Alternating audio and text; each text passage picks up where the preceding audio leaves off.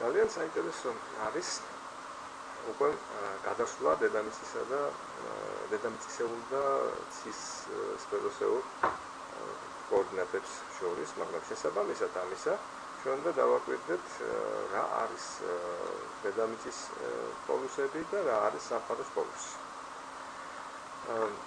საქმე რაში არის? თვითონ განმარტების თანახმადაც ჩვენ რასაც ვხედავთ დედამიწა უბრალოდ ვიცით რომ დედამიწა ბრუნავს საკუთარი ღერძის გარშემო და ამ ბრუნვის ღერძის მართობული სიბრტყე შემოიწერება დედამიწის ზედაპირზე. ეს არის ეკვატორის წრე, ხოლო თვითონ მთელი სიბრტყე კვეთა არის ეკვატორის კვეთი.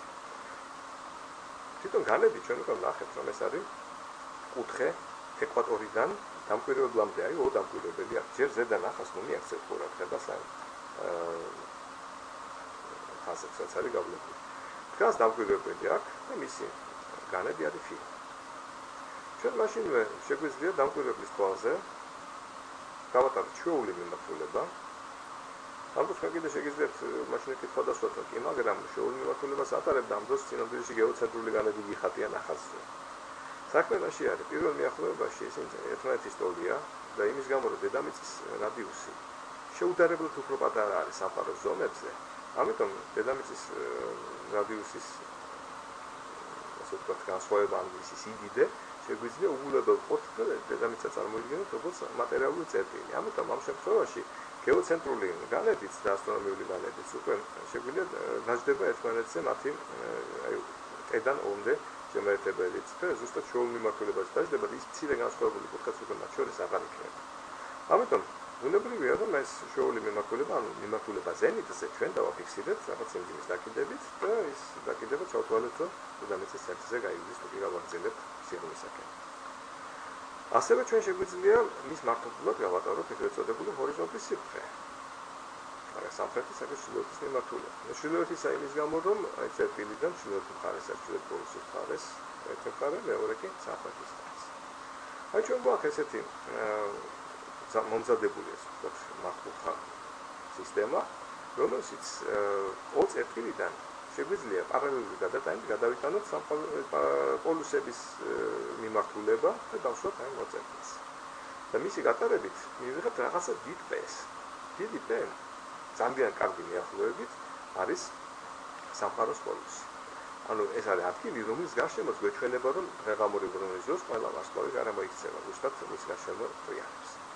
საქმე რაშია, ისევ დედამიწის პატარა რადიუსის გამო, მცირე რადიუსის გამო, ჩვენ შეგვიძლია უგულებელყოთ ეს განსხვავება მათ შორის და ჩავთვალოთ ესენი ერთად არიან. წარმოიდგინეთ, სამყაროს ზომა შეუდარებლად დიდი არის აი ამ ნახატთან შედარებით, ეს თქვენ რასაც ხედავთ ამ სულ რამოდენიმე სანტიმეტრის დაშორებას, იქ სინამდვილეში აღმოჩნდება, რომ პატარა არის მატერიალური წერტილია, სინამდვილეში შეერთდება ორივე ერთმანეთზე დაждდება და შესაბამისად ასტრონომიული მოვლენების ანალიზისას ჩვენ უკვე სამყაროს პოლუსი გვაქვს იგივე რაც დედამიწის პოლუსი, ან დედამიწის პოლუსი გადავთ სამყაროს პოლუსის სახით. ანუ დედამიწის ნამდვილი ბრუნვა საკუთარი ღერძის გარშემო შემოტრიალებული მიმართულებით აღიწერება სარკულად მოტრიალებით აღიწერება რაღაცა წარმოსახვითი პოლუსის მიმართ. თქვენ პოლარული ვარსკვლავის ყველას გაგიგებთ, პოლარული ვარსკვლავი ძალიან ახლოს იმყოფება MP წერტილთან და თითქმის ვერტიკალურად შენიშნავთ როგორ ბრუნავს ამ წარმოსახვითი სამყაროს ღერძის გარშემო. ანუ ეკვატორული მაჩვენებლები პოლუსები და ეკვატორი სინამდვილეში წარმოადგენს დედამიწისეულ ეფექტს, რომ დედამიწა დახრილია სამყაროში იმპულსის მიმართ, სიბრტყეს მიმართ კონკრეტული 23:26 მინუტით და ასევე იმით რომ ის ბრუნავს საკუთარი ღერძის გარშემო და მის შესაბამისად რაღაცა წარმოსახვითი ღერძის გარშემო ჩვენ ვხედავთ უკვე სამყაროს ბრუნვას. ამიტომ პარალელური არის OP სხივი და PNS მონაკვეთი. ნუ სფერები ჩავთვალოთ, ეს სფერები ერთმანეთის პარალელურია. შესაბამისად შეხედეთ კუთხე φ გვაქვს ჩვენ აი საკუთხედი არა აი კუთხე კედან გამოვალ ფუზე და მომიმართულებით ამ დროს აქ გვაქვს მისი მართობი და მეორე შემდგომ პარალელური სფერო. წარმოიდგინეთ შესაბამისად თქვენ შეგიძლიათ უკვე φ კუთხე იპოვოთ რომელი მათგანია აქ. აი წამოვედით თქვათ აქედან ვინათ გამოვატაროთ ეს ბოლომდე აღარ პრობლემას არ წარმოადგენს.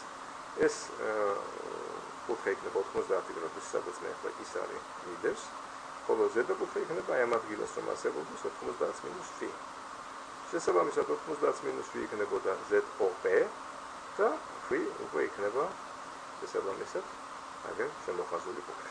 ამიტომ მარტივი მანიპულაციები თქვენ შეგიძლიათ დარწმუნდეთ, რომ ეს მივიღეთ საკმაოდ კარგი სურათი.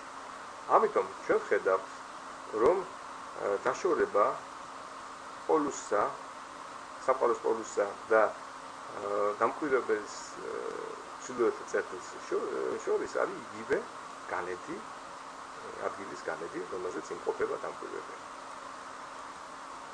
ამ შემთხვევისთვის მოცემული გვაქვს ცისფეროს გეგმილი ცის მერიდიანის სიბრტყეს. საქმე რაში არის? ცის მერიდიანი სიბრტყე ახლა თუ გავატარებთ ადგილობრივ მერიდიანის მიმართ ეს სიბრტყეს და მასზე დავაგეგმილებთ, რასაც ხედავთ, აი ნათობები არის M1, M2, M3 და განხილულია ისეთები, თქვენ ჭრილში რომ შეხედოთ, ნათობი შეიძლება იყოს ეკვატორიდან ზენიტამდე, ზენიტის შემდეგ პოლუსამდე, პოლუსიდან ქვემოთ ისე ქვემოთან მიმართულებით ჰორიზონტამდე. ეს იდეა ამ შემთხვევაში ჰორიზონტის ხაზი არის, ხოლო ქუხუშტრიხი არის ეკვატორის ხაზი. ჯერ ნახან არ გაგვივლია ამ ცოტას ჰორიზონტული და ეკვატორული კოორდინატები, ამიტომ ამ დაგეგმილების შინაარსის პოვნა, ასე ვთქვათ, მიხვედრა ცოტა რთულია, თუმცა ზენიტიდან დაშორებები რომ ნახოთ ჩვენ, ხო? აი ამ ადგილში ნებისმიერი ნათობის ზენიტური დაშორება ზენიტიდან გადასული კუთხე გამოდის ადგილის განედის როლი. თუ ეს ნათობი იქნება ზენიტიდან პოლუსამდე, მაშინ ზენიტური მანძილი გამოდის 90 დაკლებული φ. ანუ გააჩნია რა მიმართულება უჭირავს მას. ხოლო მეორე ნაწილი, ეს 90 - φ, მეორე იქნება ცხადია φ. ჯამში ეს 90 გრადუსი აშკარაა. შესაბამისად, მეორე ნაწილი რაც დარჩება, თქვათ, ეკვატორსა და საფრანგეთის წერტილს შორის, ის იქნება 90 - φ და ფრედ. ამას ადვილად ხედავთ ალბათ. ყველაფერს აქ მეტი კუთხეები არ არის.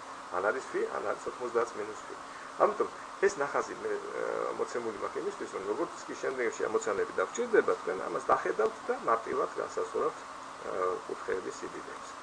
მე თქვენ გითხარით, რომ არა პირდაპირ ამ ამოცანიდან გამომდინარე დღევანდელიდან, არამედ საერთოდ იმისთვის, რომ უფრო უკეთესად დავინახოთ რა მდგომარეობა გვაქვს და საერთოდ რანაირად ბრუნავს და რის მიმართ არის და ჩამოდის ნათობები. ამიტომ გამიხსენოთ ნავთობთან ღეღამური მოძრაობა ჩვეულებრივ საშუალო განედისათვის, ან თბილისის მიახლოებით თბილისისათვის. ახლა საშუალოდ ახლა გვაქვს თქვათ აღებული აქ რაღაცა ნათობი, თქვათ აი ხედავთ, თქვენ იცით რომ განედი იქნებოდა პედან ენამდე დაახლოებით აქ. და შესაბამისად ეს განედი 140 გრადუსიანია ამ შემთხვევაში მოცემული. და პრინციპული არ არის ჩვენთან ახლოს აქ. რადგან ვიცით რომ დედამიწა ბრუნავს საათის ისრის საწინააღმდეგო მიმართულებით საკუთარი ღერძის გარშემო, ცხადია, მას მოეჩვენება უძრავი სამყარო, რომ ბრუნავს პირიქით საწინააღმდეგო მიმართულებით, თუ ზემოდან დავხედავთ სამყაროს პოლუსთან დავხედავთ საათის ისრის მიმართულებით. ხედავთ, ეს ისრები აქ მოცემულია. წარმოიდგინეთ, რომ არსებობს ელი ნათობი, არსებობს ამ ნათობი, ქუშტრიხი არის ეკვატორის სიბრტყე, ან ეკვატორის ანალეგლიც მოხდება ცხადია პოლუსის მართობილად დიდი წლის ბალზე, ხო? ამავდროულად არის კიდევ სხვა ნათობები დასმული, მათი ღეღამური პარალელები, ეწოდებული პარალელები გავლებული. ნათობი მოდის გამოინაცვლებს რაღაც დროის შემდეგ და გადადის მერე ისევ წესაკაც რომ მოდის მეორე მხარეს. აქ ეს სიბრტყე, ქვემოთ მოცემული და დასწრებული სიბრტყე, რომ ეს არის ჰორიზონტის სიბრტყე. სინამდვილეში მის ზემოთ რაც არის დამკვირვებელი ხედავს, თუ ნათობმა ჩაინაცვლა ქვემოთ, უკვე იმას ვერ ხედავს. ამიტომ ეს უკვე ჩვენ გავლილი გვაქვს წინა სემესტრში, ვთქვათ როგორ ხდება ეს ყველაფერი, მაგრამ თავარი იდეა იმაში არის, რომ ზომიერი განედზე მცხოვრები დამკვირვებლისათვის, რომ ის განედის აქ იშიფრება ადგილად, ხო? დამკვირვებლისათვის ზოგი ნათობი არის, უმრავლესობა ნათობების არის ამოსვლადი და ჩასვლადი მე აღარ ჩანს. მაგრამ თუ ისინი პოლუსთან ახლოს აღმოჩნდნენ, ისინი იქნებიან სულ ყოველთვის ჩაუსვლელები, ჩრდილოეთის მხარეს, მაგრამ სამხრეთის მხარეს იქნებიან სულ ყოველთვის ამოუსვლელები. ანუ ახაც რაღაცა მარტივი კრიტერიუმი ამისა რო ჩანს არსებობს. მაგრამ წარმოიდგინეთ, რომ თქვენ იმყოფებით არა ზომიერ სარტყელში, არამედ იმყოფებით ეკვატორზე. ეკვატორზე ყოფნის შემთხვევაში თქვენთვის ყველაფერი ბრუნავს პოლუსი ემთხვევა უკვე პოლუსების მიმართულება ემთხვევა ჩრდილოეთ სამხრეთის მიმართულებას. ამიტომ თქვენ დღე-ღამის განმავლობაში შეგეცნოთ სულ ცქერაცაზე, აღმოაჩენთ რომ ამოვიდა ეს კონკრეტული ყველა ნებისმიერი ვარსკვლავი ამოდის, ისინი ჩადიან მე წელს და ისევ ამოდიან. ან 12 საათი მათ ხედავთ, 12 საათი მათ ვერ ხედავთ. ნუ ბუნებრივია დაწვა ღერძი, ჩვენ ხო ვიცით რომ განედი პირდაპირ ჩანს ესა და N შორის, ან პოლუსსა და ჩრდილოეთის წერტილის შორის კუთხით. შესაბამისად, თუ განედი ნულია, ესე იგი ისინი ერთმანეთს ემთხვევიან, ხო? ამიტომ ბუნებაც უკვე ვიცით. გადავიდეთ შემდეგ საფეხურზე და ვთქვათ, ავედით ყველანი პოლუსი. პოლუსზე თუ ავედით, მაშინ φ გახდა 90 და ცხადია 90 გრადუსი არის უკვე ეკვატორსა და პოლუს შორის იქნებოდა ცხადია, მაგრამ ზენიტ შორის. ზენიტური მანძილი ამ შემთხვევაში, რომელიც სამწუხაროდ ჯერ ფორმალურად არ გაგვიძლია, თუმცა ზოგადად კურსში ეს გაკეთებული იყო, უკვე გახდა 0-ის ტოლი. და გაუტოლდა პოლუსს. პოლუსის გარშემო ბრუნავს ყველაფერი, ამიტომ დამკვირვებელი, რომელიც პოლუსზე დგას, ის ხედავს, რომ დღე-ღამის განმავლობაში მას წეს გარშემოევლება ყველა ნავთობი, რომელსაც ხედავს და რომელიც მას ამ წუთას დანახული არ ყავს, არ ვერც დაინახავს დღე-ღამის განმავლობაში საერთოდ. ანუ ისინი სულ ყველა მეორე ნახევარ იმყოფება ჰორიზონტს ქვემოთ. ამიტომ, როდესაც პოლუსზე ყოფის დამკვირვებელი შეესწრება პოლარულ ღამეს, ის მთელი ღამის განმავლობაში თუ კი მოწმენდილი იქნება, ცხადია, ხედავს როგორ გარშემოევლებიან გარშემო მას ყველაფერი, თითქოს ის არის სამყაროს ცენტრში. ამიტომ ეს ყველაფერი კარგი იქნებოდა და კოორდინატები საერთოდ არ შეიცვლებოდა, არც სამყაროს კოორდინატებზე იქნებოდა ლაპარაკი და არც დედამიწისეულ კოორდინატების ცვლილებაზე არ იქნებოდა ლაპარაკი, პოლუსები რომ ერთ ადგილას იყოს. მაგრამ პოლუსები მუდმივად ირწევიან, მუდმივად იცვლებიან.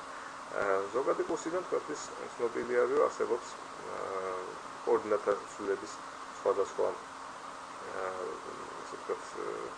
სახეობები, მათ შორის პრეცესია, მუტაცია, არის კიდევ სხვა ტიპის მცირე თუ ხანგრძლივადიანი ზემოქმედებები, ცვლილებები და პრეცესიის მიზეზით ხდებოდა ყველაფრის მოტრიალება 26,000 წლის განმავლობაში. საინტერესო მომენტი არის, ხო? ამავე დროს მუტაციის გამო ხდებოდა ამ მოტრიალების დროს არა გლუვი ტრაექტორიის ცვლა პოლუსების, არამედ მათი რაღაც ზიგზაგისეული, ჯიგჯიგისეული გარემოქცევა ბრუნვა კონკრეტული უძრავი ვარსკვლავების მიმართ, უძრავს რა თქმა უნდა ფორმალურად ვხმარობ. და უნდა გავითვალისწინოთ ჩვენ ამ შემთხვევაში ძალიან მნიშვნელოვანი მომენტი, რომ არსებობს ეს ყველაფერი გაპირობებული არის დედამიწის არათანაბარი მოძრაობით საკუთარი ღერძისა და მზის გარშემო. ანუ ის არათანაბრობები და ის შეშფოთებები, რასაც განიცდის დედამიწა, აისახება დედამიწის პოლუსების ყელაზე.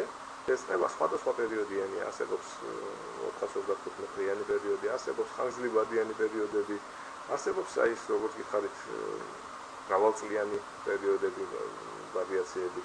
და გარდა 26,000 წლიანი არსებობს საინტერესო 51,000 წლიანი პერიოდიც, ეგრეთ წოდებული მილანკოვიცის ციკლიც, რომელიც ასევე იწყება ისე თავიდან ახალი პროცესი ეთქვათ დედამიწაზე.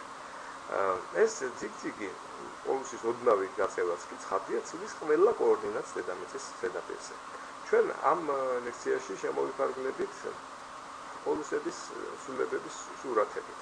აი პოლუსთა მოძრაობა 10 სეკუნდებში გამოხატული, აი ხედავთ x და y გენერლების მიმართ და ძალიან ისეთი არის 2000 წლიდან წლისათვის მოცემული აი პოლუსის მოძრაობა, როგორი მიდის რაღაცის გარშემო როგორ ტრიალებს და როგორ იგივე ხედავს.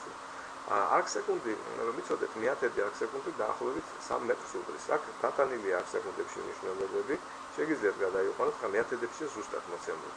შესაბამისად, როდესაც 15-ზე ლაპარაკი, სულ 15 მეტრზე შეიძლება იყოს ლაპარაკი. აი ცენტრიდან ახლა დაახლოებით რო გადათვალოთ, ჩემთვის ძნელი არის ახლა კომბინირებულ სურათზე გითხრათ, რამდენი მეტრით მონაცვლეობს პოლუსი, თქვათ, მოკლე პერიოდიანი მოძრაობის დროს, მაგრამ თქვენთვის ყოველ შემთხვევაში ძალიან მნიშვნელოვანი იქნება, რომ აქთან არის ეპოქები მოცემული, საიდან მოდიოდა, როგორ ტრიალებს და სად იყო, როგორ გავიდა, ან არა თანაბარი რო იყოს შეუშფოთებელი, იქნებოდა ზუსტად ერთნაირი სპირალი, ყოველგვარი გაწევა გამოძიებისა და შეფუნშების გარეშე. აქ კიდე ხედავთ პერიოდს უზარმაზარს, განხილვის ნახეთ დროს 2000 წლამდე უზარმაზარი პერიოდი მოცემული.